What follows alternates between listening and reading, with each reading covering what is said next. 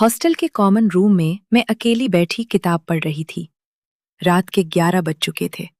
ज्यादातर लड़कियां अपने कमरों में चली गई थीं। अचानक दरवाजा हल्का सा खुला।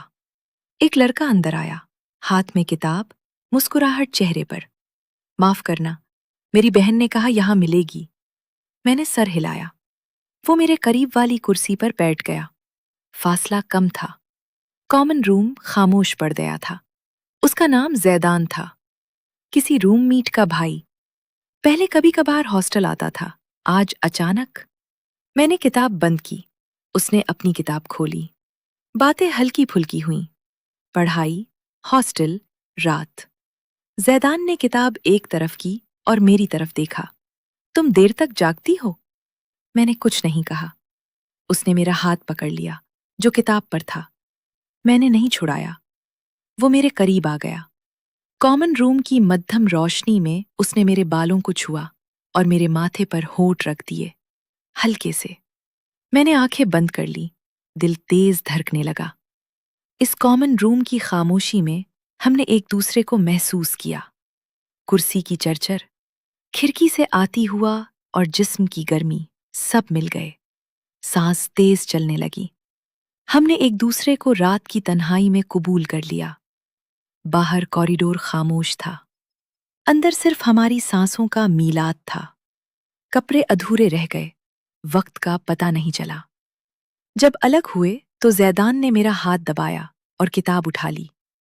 अब जाऊं? मैंने सर हिलाया। वो निकल गया।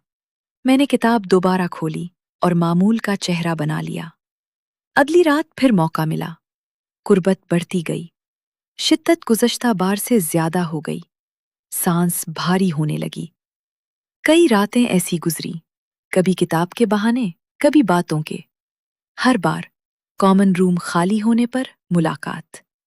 कभी सिर्फ लम्स, कभी बोसा, कभी मुकम्मल तौर पर एक दूसरे के करीब हो जाना।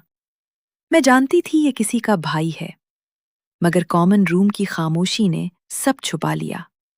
एक दिन जैदान ने बताया कि वो अपने शहर वापस जा रहा है। मैंने सिर्फ कुर्सी की तरफ देखा। आखिरी रात हमने कॉमन रूम में आखिरी बार एक दूसरे को महसूस किया। शिद्दत ज्यादा थी। जब अलग हुए तो उसने मेरा हाथ मजबूती से पकड़ा और सर हिलाया। ख्याल रखना। मैंने जवाब नहीं दिया, बस किताब बंद कर दी। अगली सुबह वो चला गया। अब हॉस्टल में नई रूटीन है। मैं कभी कभार कॉमन रूम में बैठी होती हूँ तो पुरानी रात याद आ जाती है। उसका हाथ, किताब की महक, जिस्म की गर्मी। मैंने कभी किसी से नहीं कहा। कुर्सी ने जो महसूस किया वो कुर्सी में ही रह गया। न किताब ने लिखा, न किसी ने पढ़ा। हॉस्टल के कॉमन रूम में वो रातें अब सिर्फ मेरे पढ़ने की आदत का हिस्सा हैं। मैं रोजाना किताब खोलती हूँ, नए सफ़े देखती हूँ, और वो लम्हे आहिस्ता आहिस्ता सफ़हात के नीचे दबते जाते हैं।